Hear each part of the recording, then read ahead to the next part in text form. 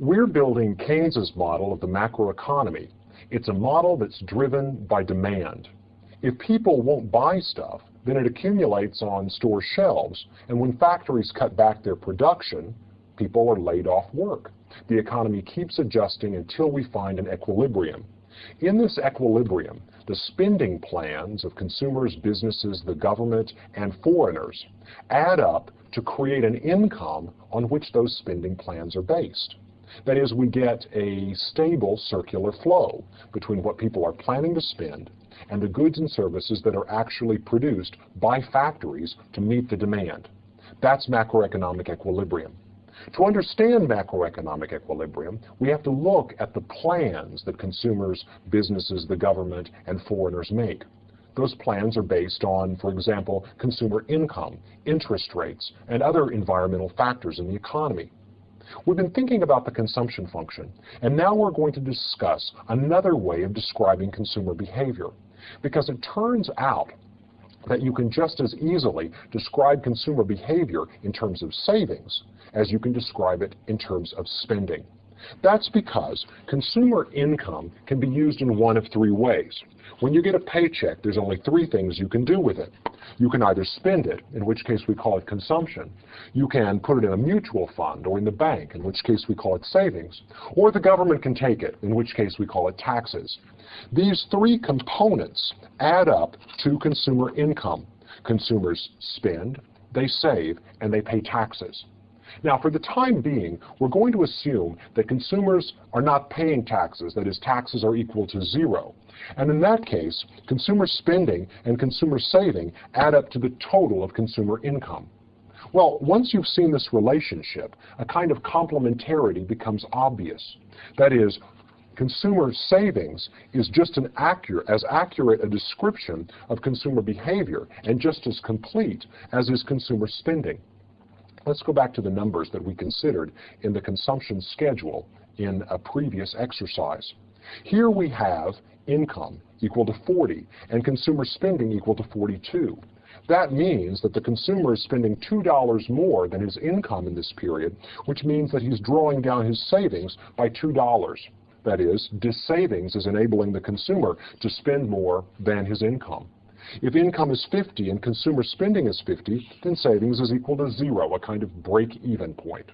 And if consumer income is equal to 80 and consumer spending is equal to 74, then that means the savings is equal to 6. The consumer is putting some money into the bank. Here you see this complementary relation between consumption and savings. Now, before, we described consumer spending in a function, an algebraic equation that we called the consumption function. Now what we're going to do is look at a relationship between the consumption function and the savings function. That is, once you know how the consumer behaves, you can describe also the savings function. Let's look now at this relationship. Output, which is consumer income, is equal to consumption plus savings. We also know that consumption is equal to A, autonomous consumption, plus B, which is the marginal propensity to consume, multiplied by Y, which is income. Well, both of these things are true. Therefore, if we plug this description of consumption into the previous equation, we can get this. Y is equal to A plus B times Y plus S. And if we solve this equation for S, let's see what we get. Minus A, I get that by moving A to the other side of the equation.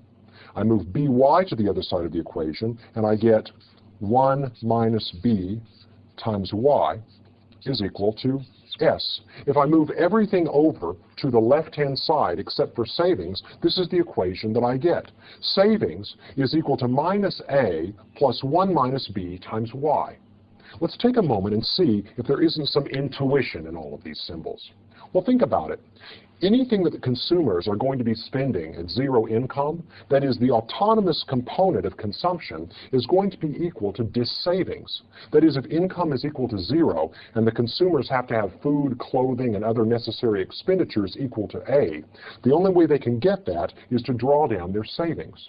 So autonomous consumption is going to be equal to autonomous dis-savings. This is what you have to take out of your savings account when income is zero to meet your basic needs. The next thing to think about is this slope. Up here, B represents the fraction of each additional dollar that you spend on consumption goods and services. That means that what you're doing with the rest must be savings. So if B is the fraction that you are consuming, then 1 minus B is the fraction of an additional dollar that you are saving. So you see here that B, the marginal propensity to consume, plus 1 minus B, the marginal propensity to save, is equal to 1. Every additional dollar that you get is broken into its two possible uses. One fraction of it you're going to consume, and one fraction of it you're going to save. In the example we looked at previously, the fraction that was consumed of each additional dollar was 80 cents, or 0.8. That means that the marginal propensity to save in this case is 0.2. For every additional dollar you receive, you're going to save 20 cents. The marginal propensity to consume is 1 minus the marginal propensity to save. The marginal propensity to save is 1 minus the marginal propensity to consume. Every dollar is divided into the part that's spent and the part that's saved. And the two propensities, the two fractions, add up to 1. Now, since that's the case, we're able to do some calculations based on the numbers that we used in our previous example. So if it's true that consumption is equal to 10 plus 8/10 times y, then savings is going to be equal to minus 10 plus 0.2 times y. You can see where I got this.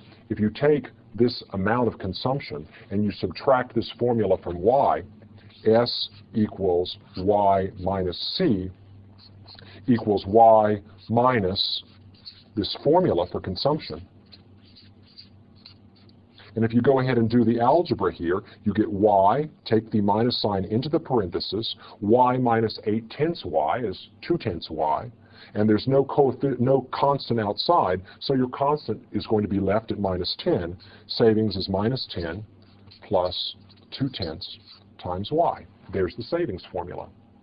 Now let's take this algebra and carry it back over to the graphs that we've seen earlier, because we're going to see now a graphical complementarity between savings and consumption. Previously, we wrote consumption on the vertical axis as a function of income on the horizontal axis, and we drew it out, graphing it as this linear function. Here's my intercept of 10, my autonomous consumption, what you spend even with zero income, and the slope of my consumption curve is going to be rise over the run. The rise here is the change in consumption, the run is the change in income, and the change in consumption that results from the change in income is equal to the marginal propensity to consume, which we've labeled with the letter B, the slope in our consumption diagram. Now, the savings curve is going to look like the complement of that picture. Down here we have the intercept, which is negative 10, because if income is 0 and you're spending 10, that means when income is 0, you must be saving negative 10. So if we represent savings as a vertical coordinate, as a function of income, the horizontal coordinate, when income is 0, savings is minus 10. Let's find another point on the savings curve. Well, look at this point right here. When consumption is equal to income, that is, when the red line crosses the black dotted line, savings is equal to 0.